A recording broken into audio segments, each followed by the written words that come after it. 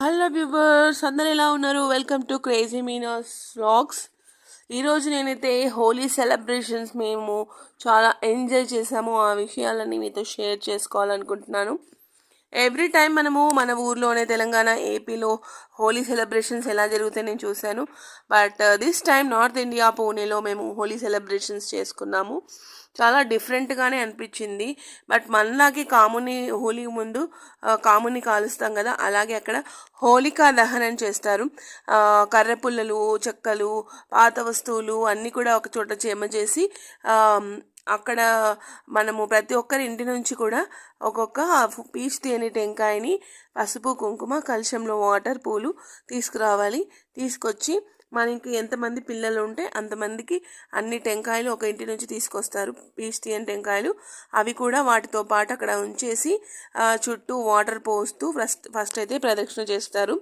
ఆ తర్వాత అందరూ అక్కడికి గ్యాదర్ అయిన తర్వాత మొత్తం ఆ టెంకాయ మనం తెచ్చిన పీచు తీయని టెంకాయలతో కలిపి అంతా కూడా అక్కడ మంటను వెలిగిస్తారు. ఆ పుల్లలన్నింటినీ వెలిగిస్తారనమాట.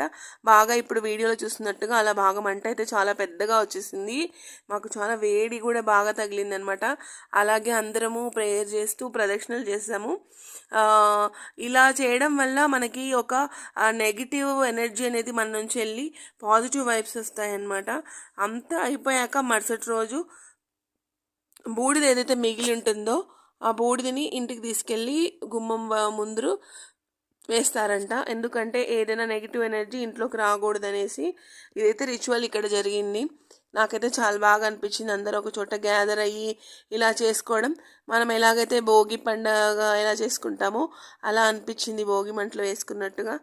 కాకపోతే ప్రతి ఒక్క సంప్రదాయానికి మన ఇండియాలో ఒక రీజన్ ఉంటుందండి, సైంటిఫిక్ రీజన్ కూడా ఉంటుంది. అలాగే ఈ ఈ హోలికా దహన్కి కూడా ఒక రీజన్ ఉంది కదా. సో పురాణాలు పక్కకు పెడితే సైంటిఫిక్గా కూడా హెల్త్కి కూడా మనకి యజ్ఞ యాగాలు చేస్తే ఎలాంటి ఫలితం వస్తుందో, ఒక మంచి దాంట్లో వేసే మెడికేటెడ్ థింగ్స్ ఉంటాయి కదా. ఇప్పుడు మనం టెంకాయ పీచేసాము, దాని నుంచి వచ్చే మెడికేటెడ్ థింగ్స్ అలాగా అన్నీ కూడా మనకు మంచి చేస్తాయి కానీ చెడు చేయవు. సో ప్రతి ఒక్క రిచువల్కి ఒక అర్థం ఉంటుంది. ఆ తర్వాత మేము హోలీ రోజు కూడా సెలబ్రేషన్స్ చాలా బాగా చేసుకున్నాము.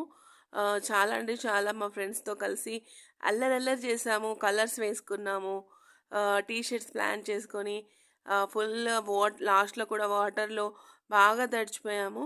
మంచిగా ఎంజాయ్ చేసాము ఈసారి హోలీ అయితే. అందరికీ once again happy Holi. Every moment కూడా లైఫ్లో మనం ఎంజాయ్ చేయాలి. Thanks for watching. Please like, share and subscribe my channel.